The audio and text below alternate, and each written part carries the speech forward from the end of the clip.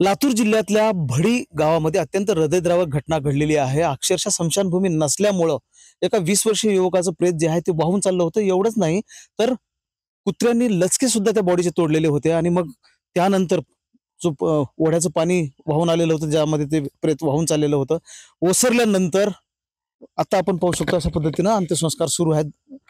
अर्धवट जळालेल्या त्या प्रेतावर स्मशानभूमी नसल्यामुळं हा प्रसंग उद्भवलेला आहे. ऋत्विक कांबळे हा बांधकाम मजूर होता.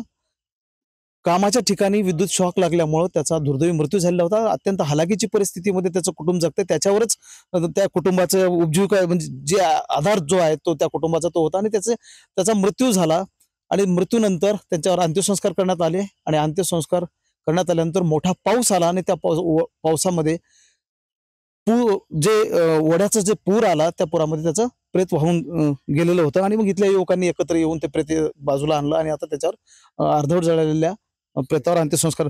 काय परिस्थिती झाली आहे स्मशानभूमी नसल्यामुळे? सर हे पाणी पूर्ण गुडघ्यापर्यंत होतं आणि प्रेत जळालं होतं. कुत्रे लचके मारत होते त्याला. पण नंतर आम्ही सगळ्यांना ग्रामस्थांना कॉल केला, इथला समाज बांधवांना सगळ्यांना. मग आले, मग ते सगळ्यांनी इकडून लाकडं तिकडलं प्रेत उचलून पुन्हा तिकडून जाळून पुन्हा नंतर परत जाळले त्या प्रेताला. अशी इधर घटना घडली अशी आणि लय प्रॉब्लेम झाले. नंतर पाण्यात लाकडं माणसं पडली, इथं हे चिखल पूर्ण इथपर्यंत होता, असं स्लिप होत होते पाय, असे झालं. काय परिस्थिती होती ऋत्विक कांबळेची त्याच्या घरची? त्याच्यावरच सगळं कुटुंब होतं. त्यानंच करून आणून देणार मजुरी त्याच्याशिवाय कोणाला नव्हतं. त्यानंच सगळं कुटुंब सांभाळित होता. त्यानं कामाला जातो म्हणून गेला, त्यानं तिकडेच गेला. ती त्याची प्रेतच आली. प्रेत आल्याच्या नंतर इथं प्रेत जाळल्याच्या नंतर इथं अर्धीवटच प्रेत जळाली. प्रेत जळताना अर्ध जळालं ना अर्ध कुत्र्यानंच खाऊन घेतलं. अंत्यसंस्कार करण्यात आले आणि त्यानंतर मोठा पाऊस आला आणि पावसामध्ये त्याचं प्रेत जे आहे ते वाहून गेलेलं होतं. कुत्र्यांनी लचके तोडले आणि या गावातले जे युवक आहेत ते समोर आले. त्यांनी ते प्रेत पुन्हा त्याच्यावर अंत्यसंस्कार केले.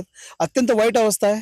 हालाकीच्या परिस्थितीमधून कुटुंबाचा आधार होताना हा 20 वर्षाचा ऋत्विक कांबळे मजुरीसाठी जातो, शॉक लागतो, त्याचा मृत्यू होतो आणि मृत्यूनंतरची अहवेलना आपण पाहत आहोत.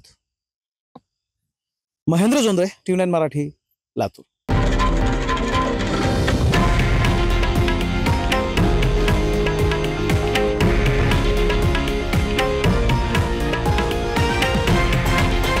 हे आहे देशातील नंबर 1 न्यूज नेटवर्क आणि आपण पाहत आहात TV9 मराठी, एकमेव.